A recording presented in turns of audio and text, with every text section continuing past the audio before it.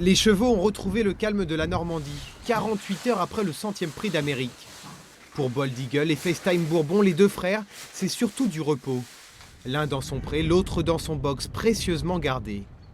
2 jours plus tôt, le protégé de Sébastien Garato s'est imposé pour la première fois sur la plus belle épreuve hippique au monde. Avec le phénoménal FaceTime Bourbon, le jeune prodige qui parvient à s'imposer dans l'Amérique à l'âge de 5 ans. Il est là, Pépère. Yeah. Un 3e succès pour son entraîneur, déjà de retour au travail.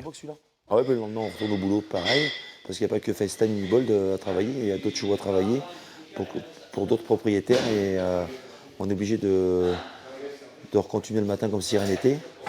Ici, le travail est familial. Père et fils ont la même philosophie. On est un peu plus heureux de venir au travail que si on n'avait pas gagné, forcément, mais ça reste un jour comme les autres. C'est toujours la même chose à la maison, routine. Faut pas que ça change, faut pas que ça influence le quotidien. Une victoire au prix d'Amérique lucrative, au moins 60 000 € de gains directement pour l'entraîneur de FaceTime Bourbon. Mais c'est d'abord la reconnaissance de son travail qui peut lui amener de nouveaux revenus. Ça fait déjà 3 pour les Amériques qu'on gagne.